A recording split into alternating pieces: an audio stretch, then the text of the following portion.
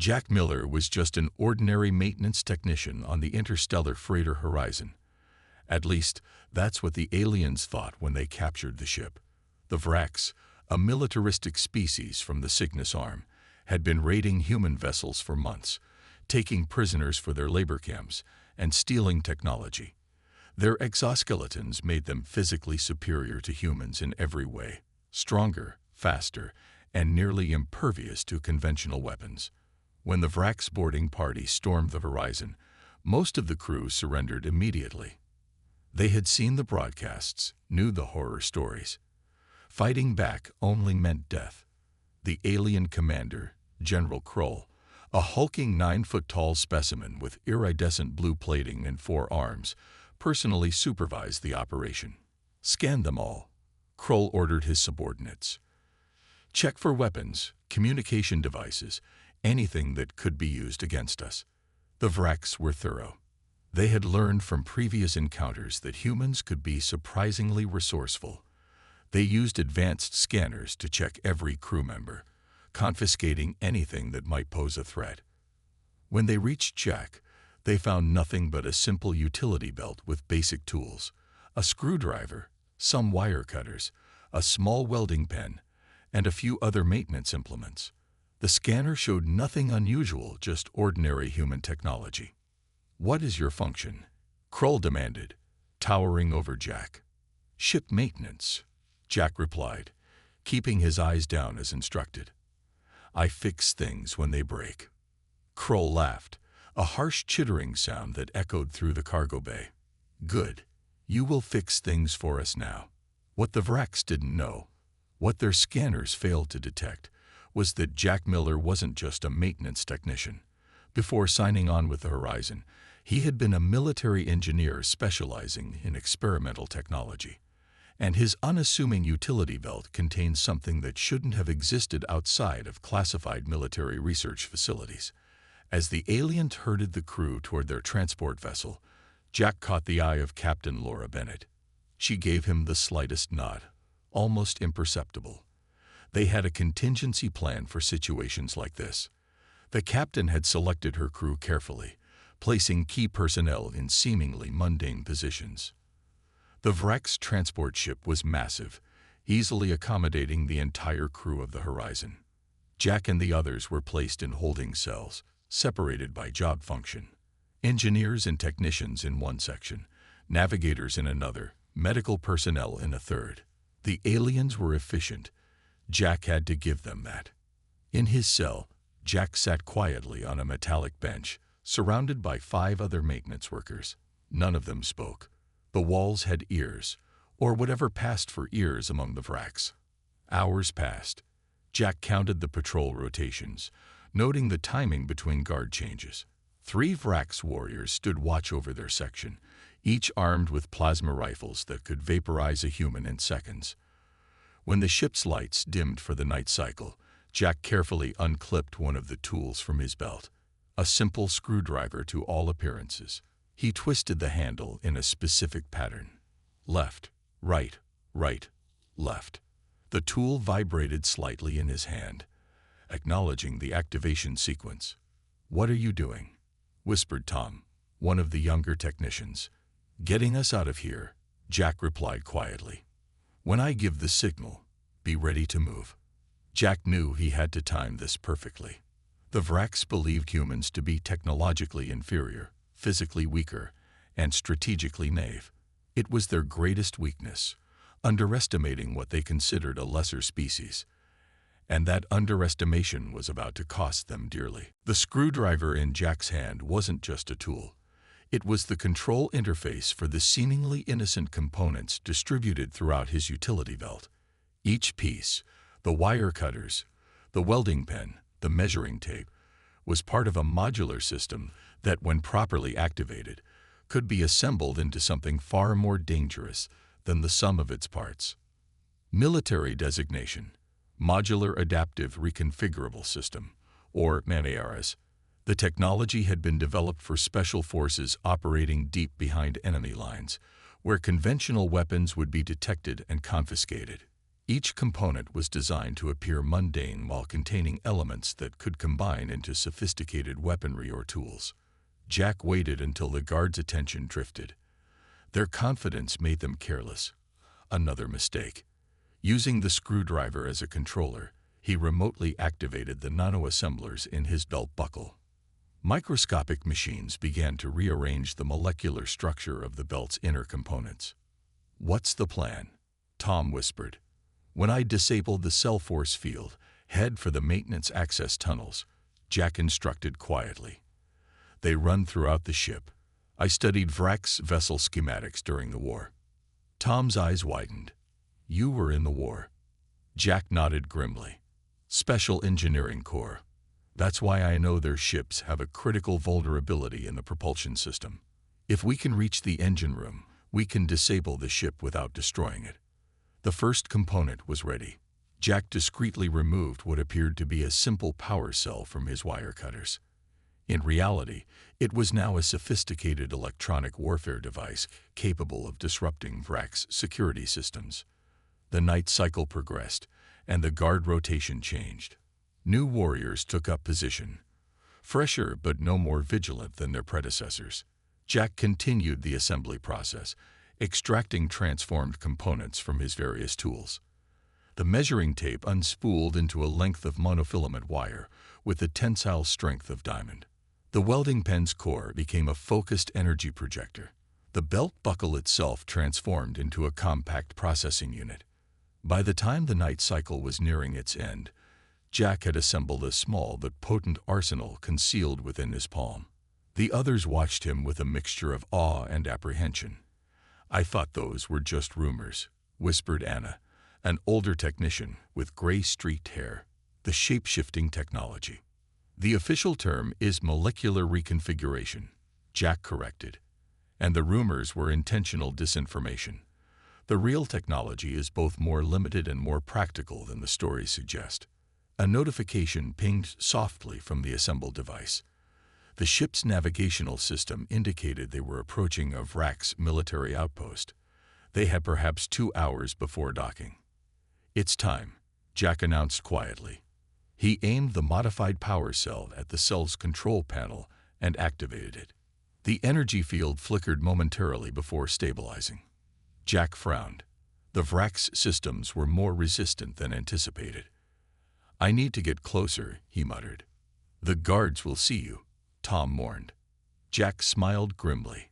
"Not if they're looking at something else." He detached a small component from his assembled device and handed it to Anna. "When I give the signal, throw this as far down the corridor as possible." The improvised distraction device was simple but effective.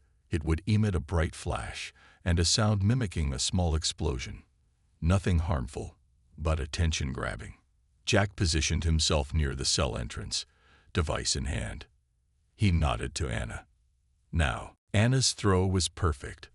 The small device sailed through the energy barrier, designed to contain solids but allow air to pass, and clattered down the corridor, coming to rest near the far wall.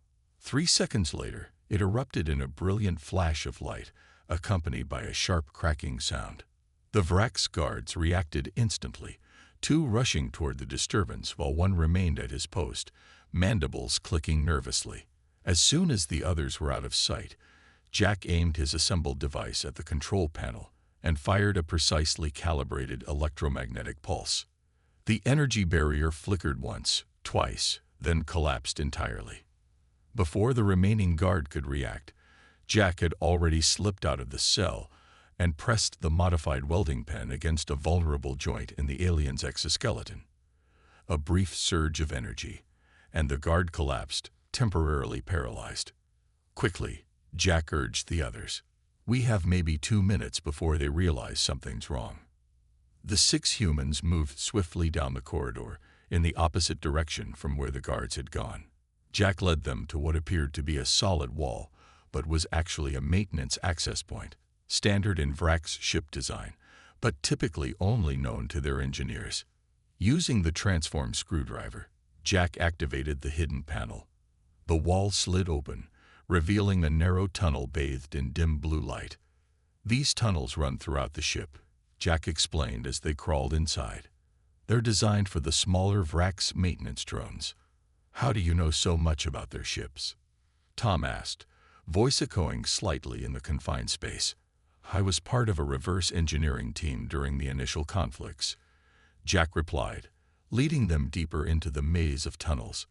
"We captured a damaged Vrax scout ship and took it apart piece by piece." They moved through the access tunnels for nearly 20 minutes, occasionally pausing as Jack consulted his mental map of the vessel's layout. Eventually, they reached a junction where the tunnel widened into a small maintenance hub. "We need to split up," Jack announced. "I'm going to the engine room to sabotage the propulsion systems. The rest of you need to find and free the other prisoners." "We're not soldiers," Anna protested. "How are we supposed to free anyone?" Jack detached several components from his assembled device and quickly reconfigured them into 2 separate tools. He handed one to Anna and the other to Tom. "This will disrupt their security systems temporarily," he explained. "And this will interfere with their neural networks. It won't harm them, but it will disorient them long enough for you to get past." "What about weapons?" asked one of the other technicians, a stocky man named Raj. Jack shook his head. "No. If you start shooting, they'll respond with lethal force. This has to be quiet and precise." He checked a small display on his remaining device. "We have approximately 90 minutes before we reach the Vrax outpost. Once we're docked, our chances drop significantly." After providing detailed instructions on how to reach the prisoner detention areas, Jack watched as the 5 other technicians disappeared down a different tunnel. Then, alone, he continued toward the heart of the ship. The engine room of a Vrax battlecruiser was a massive chamber filled with glowing crystalline structures that pulsed with energy. It was typically guarded by at least a dozen warriors. A frontal assault would be suicide. But Jack had no intention of entering through the main door. Using his modified tools, he accessed a rarely used drone maintenance port that opened directly into the ceiling of the engine room. From his elevated position, he could see the entire chamber, and the 8 Vrax engineers working at various stations, with 4 armed guards patrolling the perimeter. Jack carefully removed his belt, now nearly depleted of its hidden components. One final reconfiguration transformed the remaining elements into a specialized sabotage device. If placed at exactly the right point on the main propulsion crystal, it would create a cascading disruption, rendering the ship immobile without causing a catastrophic explosion. Now came the difficult part. Jack had to descend into the chamber, place the device, and escape, all without being seen. Jack studied the movement patterns of the guards below. They patrolled in pairs, following a predictable route around the perimeter of the engine room. The Vrax engineers were focused on their consoles, monitoring the crystal matrix that powered the ship's faster-than-light drive. Timing would be everything. Jack noticed that one section of the chamber was momentarily unwatched during each patrol cycle, a small blind spot lasting approximately 15 seconds. Not much time, but it would have to be enough. The maintenance port had a simple emergency ladder leading down to the floor level. Jack waited until the guards were at the furthest point of their patrol route, then silently descended, moving with the practiced efficiency of someone who had trained for precisely this kind of operation. His boots touched the deck with only the faintest whisper of sound. Immediately, he slipped behind a massive conduit pipe, barely breathing as a pair of guards marched past. Just meters away, their chitinous exoskeletons gleamed under the pulsing blue light of the engine crystals. Jack counted seconds in his head, waiting for the next patrol gap. When it came, he darted across an open section of floor to reach another covered position, closer to the main propulsion crystal.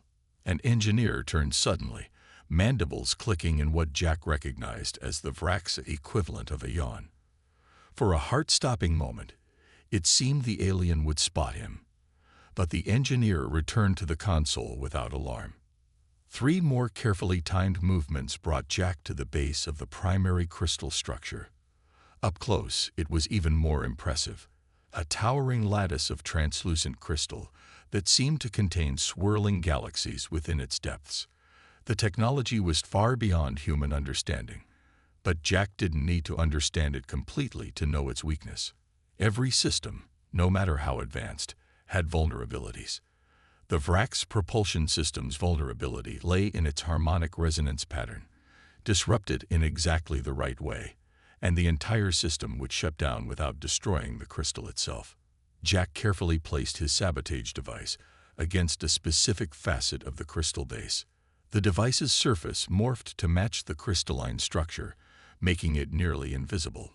He activated it with a precise sequence of touches, then stepped back. Nothing happened, exactly as planned. The device would remain dormant for 30 minutes, giving him time to escape before it activated. Jack began the careful process of retreating, using the same patrol gaps to make his way back toward the maintenance ladder. He was halfway there when an alarm suddenly blared throughout the ship. The guards immediately snapped to attention, weapons raised. The alarm wasn't for him. It couldn't be. Jack realized with a sinking feeling that the others must have been discovered. The engine room erupted into activity. Orders were barked in the harsh Vrax language, and 2 of the guards rushed toward an exit. The remaining guards began a thorough sweep of the chamber. Jack was trapped, caught in the open between cover positions. In seconds, they would spot him. Making the split-second decision, he reached for the last component in his belt, a small cylinder that had once been part of his wire cutters. It was a desperate measure, one he'd hoped to avoid. Jack activated it and threw it toward the opposite side of the room. The cylinder erupted into a cloud of swirling nanobots, a military prototype designed to temporarily blind optical sensors. To the Vrax, it would appear as an impenetrable black fog. Confusion engulfed the engine room. The guards fired blindly into the darkness, their energy weapons creating brief flashes of illumination. Jack used the chaos to make his escape, racing for the maintenance ladder. He was halfway up when a stray energy bolt struck the ladder just below him, severing its connection to the floor. Jack clung desperately to the rungs as the lower portion of the ladder collapsed. With a grunt of effort, he pulled himself up into the maintenance tunnel just as the nanobot cloud began to dissipate below. The sounds of angry Vrax voices followed him as he sealed the port behind him. The sabotage device was in place, but his planned exit route was now compromised. And somewhere on the ship, his fellow humans were in trouble. The maintenance tunnels echoed with the sound of alarm klaxons. Red emergency lighting replaced the previous dim blue, casting eerie shadows as Jack crawled rapidly through the narrow passages. He needed to find the others and fast. His utility belt, now depleted of most of its technology, still contained one crucial component, a simple communicator disguised as a belt loop. Jack activated it, hoping that the Vrax security systems wouldn't detect its low-power signal. "Anna, Tom, anyone, do you copy?" he whispered. For several tense seconds, there was nothing but static. Then, a voice broke through, strained and breathless. "Jack, it's Tom. We've been compromised. They caught us near the detention level. What's your situation? Anna and I got separated from the others. We're hiding in what looks like a storage compartment. Raj and the others were captured." Jack processed this information quickly. "Can you describe where you are? Any markings on the walls?" "There's some kind of Vrax writing, and a symbol that looks like a 3-pronged fork." "Supply sector," Jack muttered. "Stay put. I'm coming to you." Jack changed direction, moving through the tunnel network with purpose. The Vrax ship was massive, but the maintenance system provided a hidden highway throughout its interior. Within 10 minutes, he had reached the supply sector. Exiting the tunnel through another maintenance port, Jack found himself in a dimly lit corridor lined with storage compartments. Most were secured with electronic locks, but one door was slightly ajar, a human touch in an alien environment. Jack slipped inside, finding Tom and Anna crouched behind stacks of metallic containers. "Jack." Anna's relief was palpable. "What's happening?" The alarm started blaring, and suddenly there were guards everywhere. "I managed to sabotage the propulsion system," Jack explained. "It'll activate in about 15 minutes. When it does, the ship will drop out of faster-than-light travel and be stranded. What good does that do us if we're still prisoners? Tom asked. Jack smiled grimly. The device doesn't just stop the ship. It also creates a very specific energy signature, one that human military vessels are programmed to recognize as a distress beacon. Understanding dawned on Anna's face. You're calling for help. Exactly. But we need to free the others before the Vraks realize what's happening. Tom shook his head. The detention level is crawling with guards now. There's no way we can get in there. We don't have to, Jack replied. Not directly, anyway. He pointed upward. The life support system for the detention level runs through a primary junction 2 levels up. If we can access it, we can flood the area with a sedative gas. You want to gas the prisoners too? Anna looked horrified. It's harmless to humans, Jack assured her. It targets specific receptors in the Vraks nervous system. It was developed during the war, but never deployed on a large scale. And you just happen to have some? Tom asked skeptically. Jack pulled out what appeared to be a simple utility knife from his belt. The handle contains a concentrated form. It just needs to be introduced into their air circulation system. The three made their way cautiously through the supply sector, avoiding the occasional Vraks patrol. The alarm had stopped, but the ship remained on high alert. They reached a maintenance access point that would take them up to the life support level. As they climbed, Jack checked the time. 7 minutes until the sabotage device activated. They needed to work quickly. The life support junction was a maze of pipes and conduits, labeled in the angular Vraks script. Jack had learned enough of their language during the war to identify the main air circulation system for the detention level. Cover me, he told the others, beginning to disassemble his utility knife. Inside was a small vial of clear liquid, the sedative compound. As Jack worked to introduce the compound into the air system, Tom kept watch near the entrance to the junction room. Suddenly, he hissed a warning. Guards coming. Jack worked faster, hands moving with practiced precision. The vial was empty, its contents now flowing into the detention level's air supply. Done, he announced. It'll take about 3 minutes to take effect. We don't have 3 minutes, Anna whispered urgently, pointing toward the door where shadows indicated approaching guards. Jack looked around desperately for an escape route. There was nowhere to hide in the open junction room. Then he spotted it, an emergency pressure release valve. It was risky, but they had no choice. Quick, he ordered, help me open this valve. The three humans trained against the heavy valve wheel. It groaned in protest, decades of disuse making it resistant to their efforts. The approaching footsteps grew louder. 2, maybe 3 Vraks guards, seconds away from discovering them. With a final heave, the valve gave way. A rush of pressurized air blasted outward as Jack yanked open a small maintenance hatch beneath it. In here now, he commanded. Anna went first, slipping into the narrow duct, followed by Tom. Jack entered last, pulling the hatch closed just as the junction room door slid open. Through the thin seam of the hatch, he could see the towering silhouettes of Vraks guards, their weapons drawn. The duct led downward at a steep angle. The three humans controlled their descent as best they could, using elbows and knees against the sides of the narrow passage. After about 30 feet, the duct leveled out, eventually opening into a small water reclamation chamber. Jack checked his makeshift chronometer. The propulsion system should be shutting down right about now.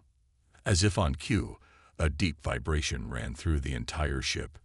The normal background hum of the engines abruptly ceased, and the vessel shuddered violently as it dropped out of faster-than-light travel. Emergency lighting activated throughout the chamber. A moment later, the ship's internal communication system came alive with rapid Vraks commands. Angry, confused, and increasingly desperate. They can't figure out what happened. Jack translated, listening carefully to the alien language. The engineers are reporting a complete harmonic failure in the crystal matrix. So we're stranded in space? Anna asked. concern evident in her voice. "For now," Jack confirmed. "But we're also broadcasting a distress signal on a human military frequency. If there are any of our ships within a few light years, they'll pick it up." "And the detention level?" Tom inquired. Jack listened to more of the Vrak's communications. "They're reporting a medical emergency. Multiple guards collapsed. They suspect some kind of containment breach." He smiled grimly. The sedative worked. "So what's our next move?" Anna asked.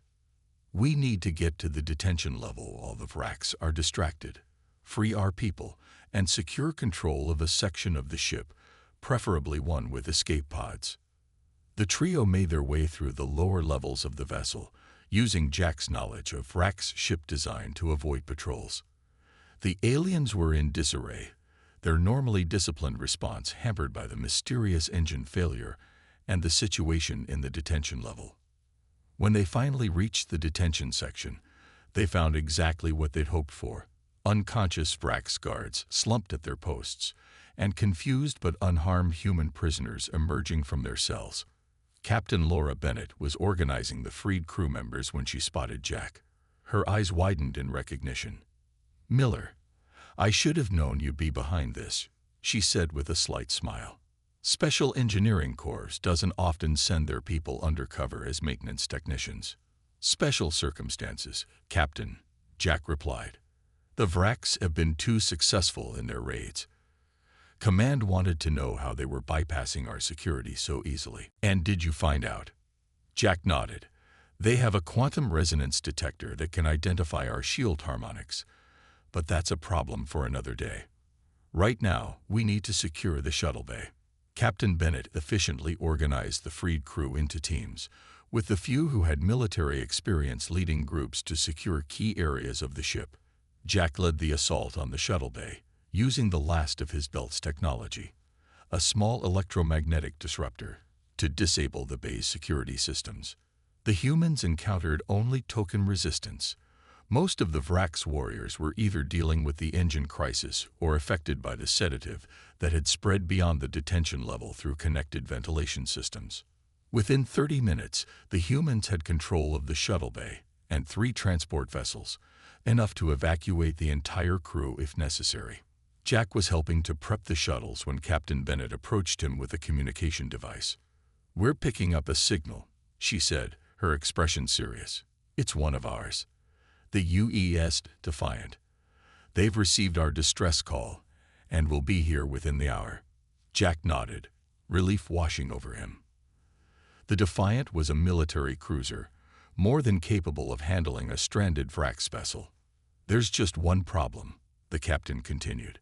"The Vraks have regained control of their weapons systems. If the Defiant approaches, they'll open fire." Jack considered this new complication. The shuttles could evacuate the crew, but the Vraks would likely shoot them down before they got far. They needed a more permanent solution. "The weapons control nexus," he said finally. "It's 2 decks up from here. If we can reach it, I can use the last of my tech to create a feedback loop in their targeting systems, rendering their weapons useless," Captain Bennett finished. "Can you do it?" Jack looked down at his utility belt, now nearly stripped of its hidden technology. All that remained was the belt buckle itself, the central processor for the entire system. "Yes," he said firmly, "but I'll have to go alone. It's too risky for a larger team." The captain studied him for a moment, then nodded. "You have 30 minutes, Miller. Make them count." Jack moved through the ship like a ghost, using his knowledge of Vrak's vessel design to avoid the increasingly frantic patrols. The aliens knew they were in trouble. They had lost control of the shuttle bay. Their propulsion system was offline, and an armed human military vessel was approaching. The weapons control nexus was a heavily secured chamber near the bridge. Under normal circumstances, it would be impossible for a single human to breach. But these weren't normal circumstances, and Jack Miller was far from an ordinary human. As he approached the nexus, Jack encountered his first real obstacle: 2 fully alert Vrak's warriors guarding the entrance. Unlike their comrades elsewhere on the ship, these guards wore specialized breathing apparatus, protecting them from the sedative that had incapacitated many of their kind. Jack ducked behind a support column, considering his options. His belt buckle, the last piece of his technological arsenal, could be configured into one final device, but he had been saving it for the weapons systems. A sudden commotion from an adjacent corridor provided an unexpected opportunity. A group of Vrax officers rushed past, heading toward the bridge. In their haste, they left a security door slightly ajar. Jack slipped through the door, finding himself in a maintenance area that ran parallel to the weapons nexus. Through a ventilation grate, he could see into the nexus itself, a circular chamber dominated by a holographic display of the surrounding space. 5 Vrax technicians worked at various stations, monitoring the ship's defensive and offensive capabilities. On the display, Jack could see a small icon approaching, the UES Defiant, still about 20 minutes out. There was no direct access to the nexus from his position, but Jack noticed something promising. The primary power conduits for the weapons systems ran through the maintenance area. If he couldn't access the targeting computers directly, perhaps he could affect them indirectly. Jack carefully removed his belt buckle and began the final reconfiguration. The small device morphed in his hands, its microscopic components rearranging into a sophisticated power modulator. When complete, the device looked unimpressive, a small metallic disc with a pulsing blue light at its center. But appearances were deceiving. When attached to the power conduit, it would create a specific energy pattern that would cascade through the weapons systems, causing the targeting sensors to read false positives on every scan. The Vrax would still have power to their weapons, but they would be unable to lock onto any target. Jack waited for the right moment, when all the technicians were focused on the approaching human vessel. Then he silently removed the access panel to the power conduit and attached his device. The effect was immediate. Alarms blared in the weapons nexus as the holographic display began showing thousands of phantom targets, each one registering as a potential threat. The Vrax technicians frantically tried to recalibrate their systems, but the false signals continued to multiply. Jack didn't wait to see more.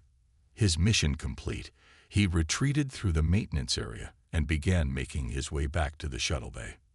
When he arrived, Captain Bennett was coordinating the final preparations for the crew's defense against potential Vrax counterattacks. "It's done," Jack reported.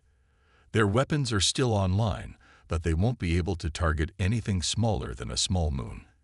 And even that would be a lucky shot." The captain nodded appreciatively. "Good work. The Defiant reports they'll be within visual range in 5 minutes. Those 5 minutes stretched interminably as the humans maintained their defensive positions, expecting a Vrax assault at any moment. But it never came. The aliens were in disarray, their command structure compromised by the multiple system failures. When the UES Defiant finally appeared alongside the Vrax vessel, its presence was overwhelming. A state-of-the-art human battlecruiser bristling with weapons, all trained on the disabled alien ship. The Vrax, pragmatic despite their militarism, recognized their defeat. A formal surrender was transmitted to both the human prisoners and the Defiant. As the human military personnel boarded the Vrax ship to secure it completely, Captain Bennett found Jack in the shuttle bay, staring at his now empty utility belt. "Command will want a full report," she said, "especially about that technology of yours. I've never seen anything like it." Jack smiled tiredly. "It's still experimental. This was its first field test." "Well, I'd say it passed with flying colors." The captain paused. "They'll probably promote you for this, you know." Jack shook his head. "I'm just a maintenance technician, remember? That's my cover." "Not anymore," Captain Bennett said firmly. "After this, you'll be the man who brought down a Vrax battlecruiser with nothing but a utility belt." As the human crew was transferred to the Defiant, Jack took one last look at the alien vessel. The Vrax had never considered him a threat, just another weak human to be cataloged and controlled. Their arrogance had been their undoing. Advanced technology, superior physical strength, and tactical expertise meant nothing when you underestimated your enemy. The Vraxed had learned that lesson too late. Jack fingered his empty utility belt, already thinking about improvements for the next version. The aliens hadn't seen it coming this time. Next time, they would be looking for the hidden power in his belt. But by then, humanity would have developed something new, something even more unexpected. Because if humans had one true advantage over the Vrax, it wasn't technology or strength or even cunning. It was the constant drive to innovate, to adapt, to overcome. The Vrax had conquered through overwhelming force. Humans survived through relentless ingenuity. And that, Jack reflected as he boarded the Defiant, was why humanity would ultimately prevail. The end.